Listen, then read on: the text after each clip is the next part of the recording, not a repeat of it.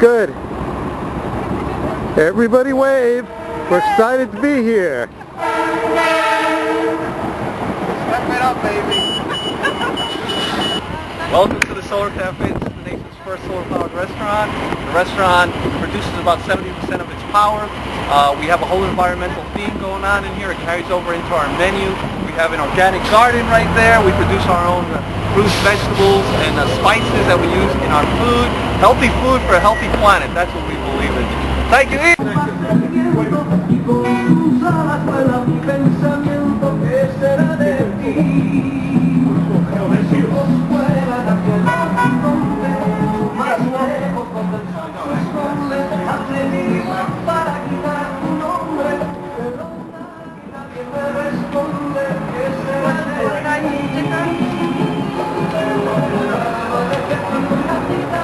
Hello everyone. We're going to start the program part of the day.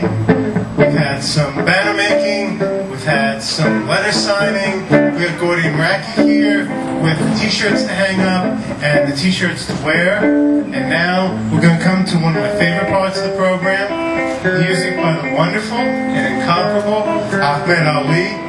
Once you hear his music, everybody's going to want to peek their heads out from inside and come see where that sound's coming from. Ahmed, it's all yours.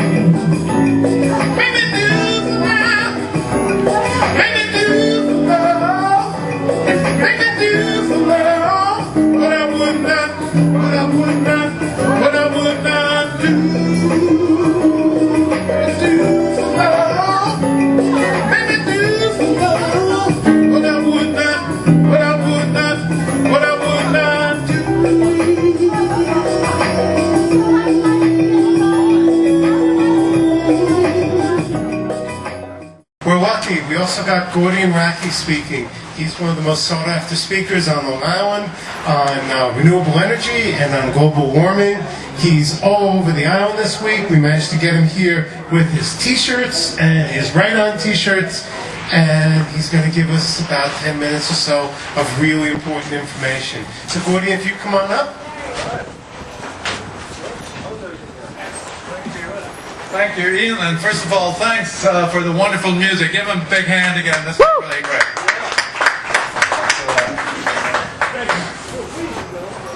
All right, I also want to, first of all, extend my thanks to the Solar Cafe and to Chris Castro for being our host here.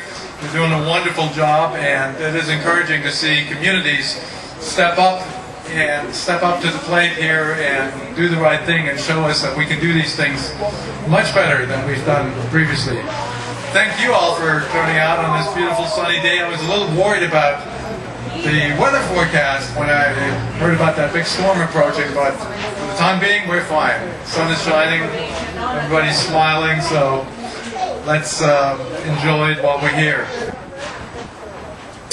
I wanted to keep this very brief and actually spend a little more time on answering questions that you might have.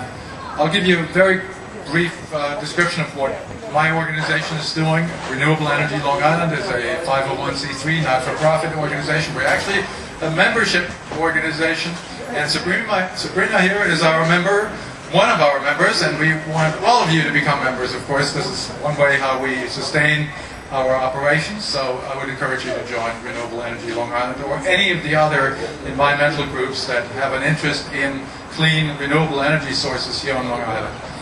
The main message is get involved. Whatever you do, get informed, get involved, become an active and participatory citizen. That's so important. Become an activist, really, is what it boils down to. Our organization is the only organization on Long Island with an exclusive focus on renewable energy.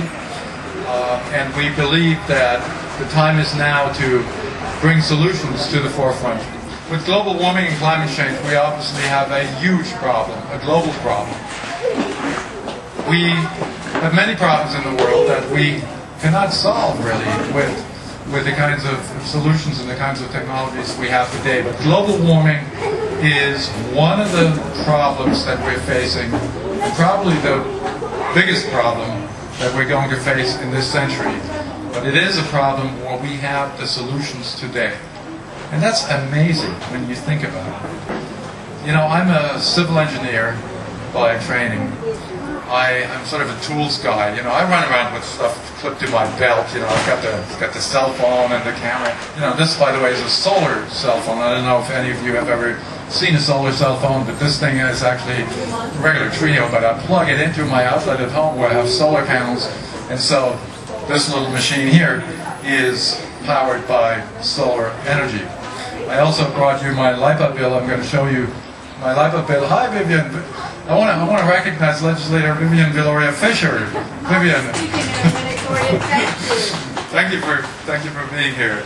And so when we look at the problem that we're facing with global warming and climate change, we have tools at our disposal. We have solutions at the ready. What we need now is the political will to tackle this problem. And that's why today we're here to say to Congress, step it up, Congress. We got to cut carbon emissions by 80% by 2050. We got to put America on a path to sustainability. We are the largest contributor to this problem as Americans, as the United States of America. Unfortunately, it's not a proud distinction. We emit about 25% of the world's greenhouse gases, and there's no other country in the world that at this point matches that. At some point, China will probably surpass us.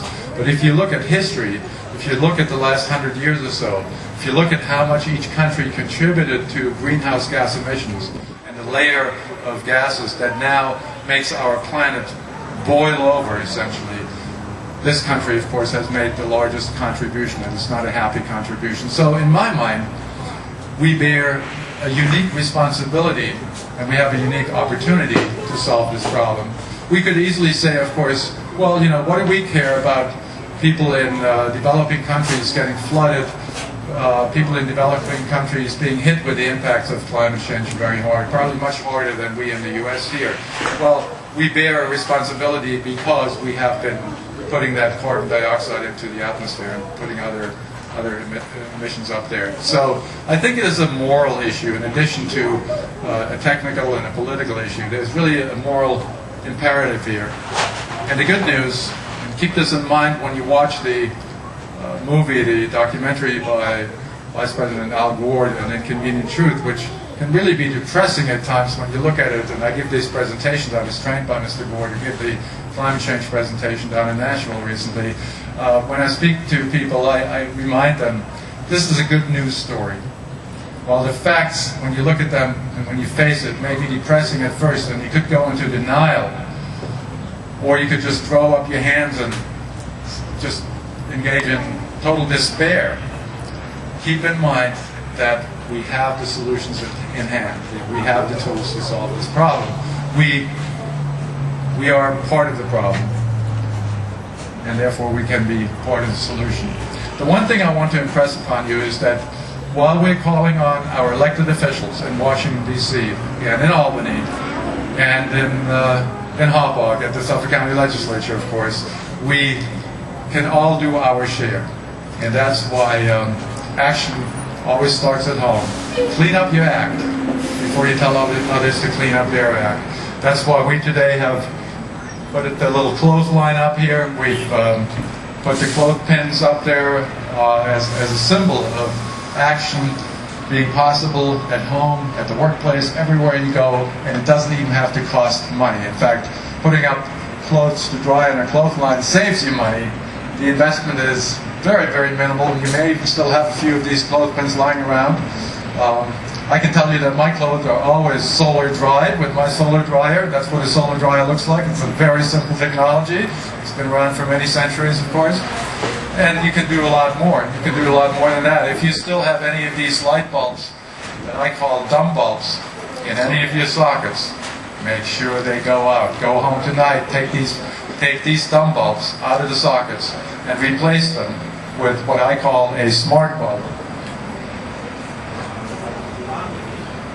This is what a smart bulb looks like. You've seen these. They can now be found all over the place and in pretty much any hardware store and any of the large discount stores you can buy them.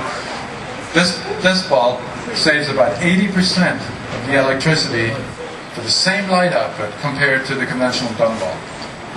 Alright, so it's good for your pocketbook. This is a terrific investment. This will save you anywhere between $60 and $75 per bulb by making an investment of just a couple of dollars by buying this bulb. But it'll do a whole lot more. Certainly good for your pocketbook, but it will do a whole lot more. It will reduce carbon emissions, greenhouse gas emissions, because you're burning less electricity and you're putting less carbon dioxide into the atmosphere. So here's a perfect example of something that's good for our pocketbook, something good for our environment, something good for our economy. So those are simple things we can all do. I told you I'm going to show you my life I built, which I always with me, right? Vivian has seen my bill about 25 times now. This is my life I built, and I carry it around with me because it shows that I'm generating all of the electricity in my home year-round, all of the electricity with solar panels without emitting a single pound of carbon dioxide. And then I generate even excess electricity at times when there's a lot of sunshine and we can't even use all the electricity that our solar panels are generating. And this is, for example, my bill from July of last year, 2006. At the beginning of the month, the meter reading was 1,441 kilowatt hours. At the end of the month, the meter read 1,403 kilowatt hours. So the meter actually went backwards. I generated all of the electricity we used in the home and then some extra 38 kilowatt hours. And that goes into my energy savings bank, just like a savings account where you put money when you make a little extra money, and you use it up when you need it. So that extra electricity goes into a savings account. You don't even need batteries anymore. It goes into a LIPA savings account, if you will, the Energy Savings Bank, and we use that up in the winter when the days are shorter. So my net bill, that month I paid $5.79. And that's not even for electricity. That's just for having the privilege of being connected to the utility grid and having a meter and having the LIPA guy come out and look at my meter and go, So we can all do this, whether it's just hanging up clothes to dry on the clothesline, whether it's changing light bulbs, whether it's driving more energy efficient cars, whether it is just turning the lights off when we're not using them. Action starts at home. So we want all of you to become energy activists, to become involved, but of course we want all of you to become a lot more than that. We want you to become active. As activists, as citizen participants, we want you to become actively involved in helping us make a change here. This country bears a unique responsibility. We have a unique opportunity to use climate change as a wake-up call to bring about some dire needed action. The good news is we can do this, we must do this, and we will do this. We're calling on you and we're calling on Congress to help us bring this ship around. We can make a huge difference here. We've got to do it quickly. There's no time to waste. We've got to do it now. So if all of you are on board here, I'd say raise your hand and become a global action climate change activist. I'm certainly going to pledge to do that, and we're going to work together to do that. Thank you very much.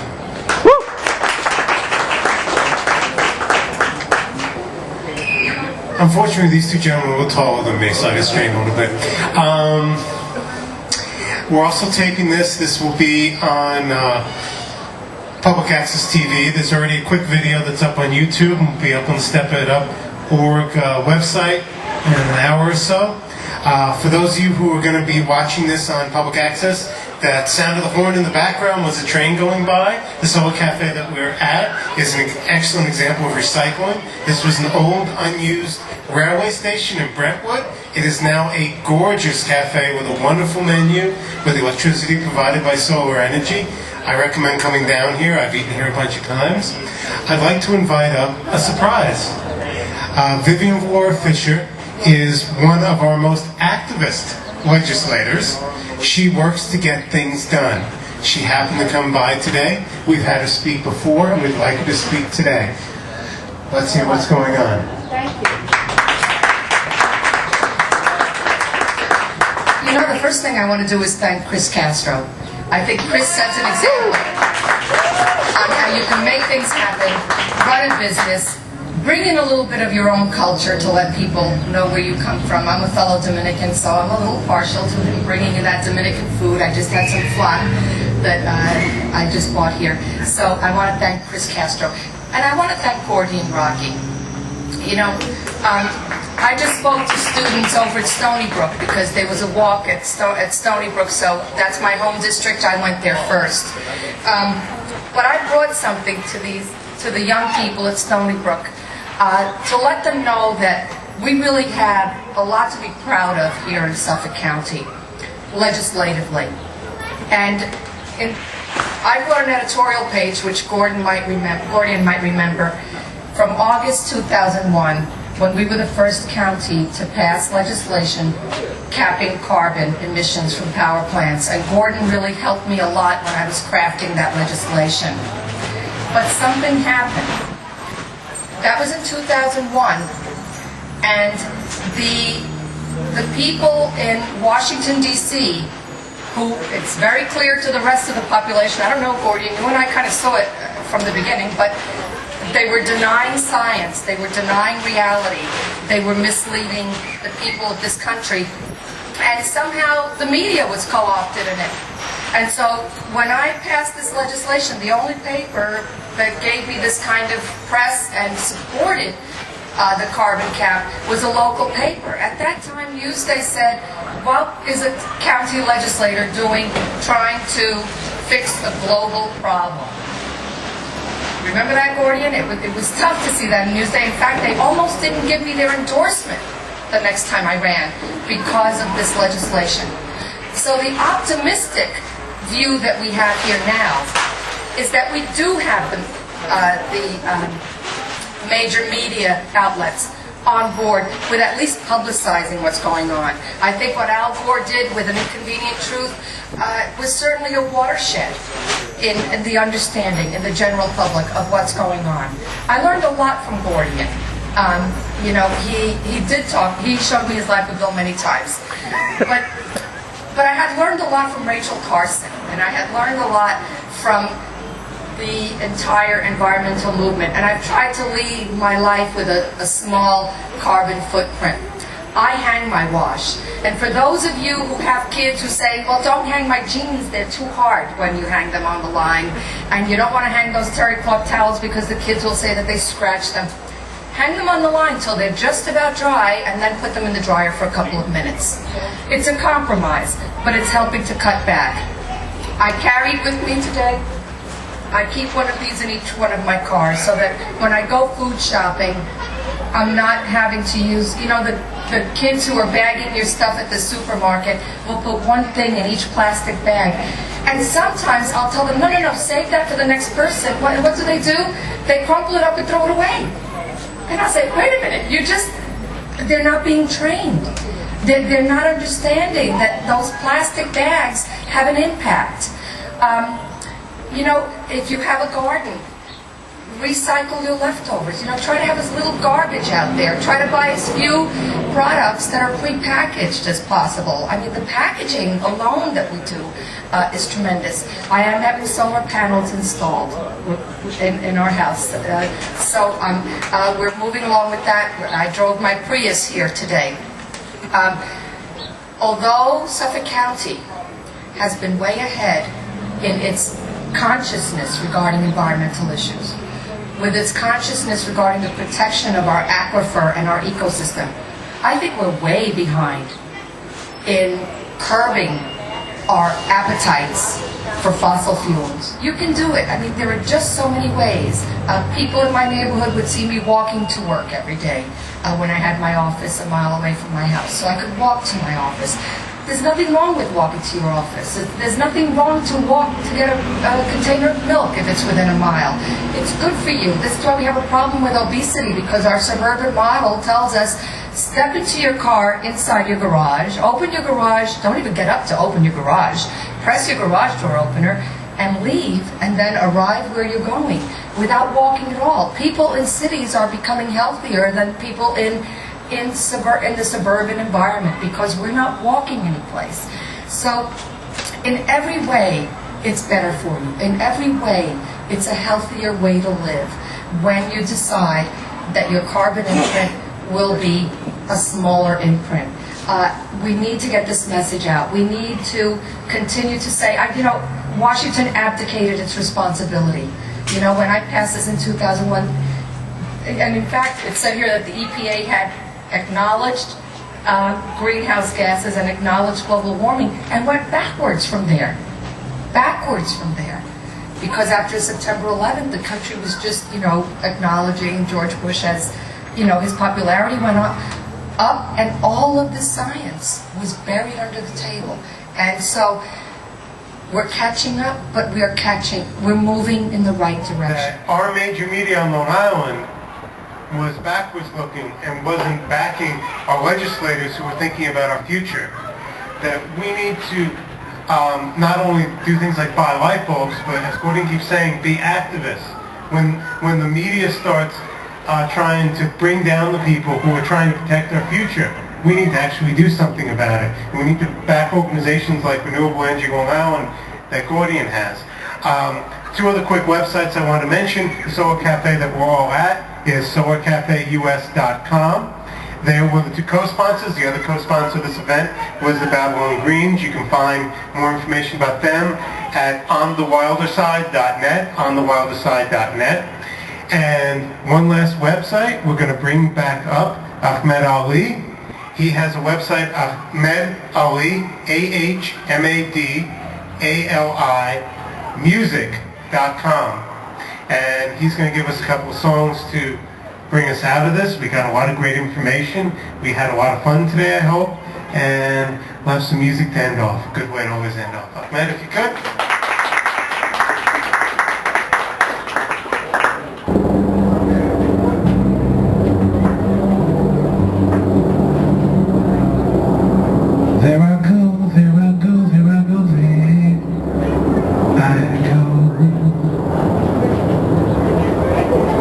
humanity, baby. You are the soul who snaps my control. Such a funny thing, but every time you're near me, I never can behave. You give me a smile and then I'm wrapped up in your magic. There's music all around me, crazy music, music that keeps calling me so very close to you. Turns me your slave. Come and do anything you want to. Anything, baby, just let me get next to you. Am I insane, or do I really see heaven in your eyes?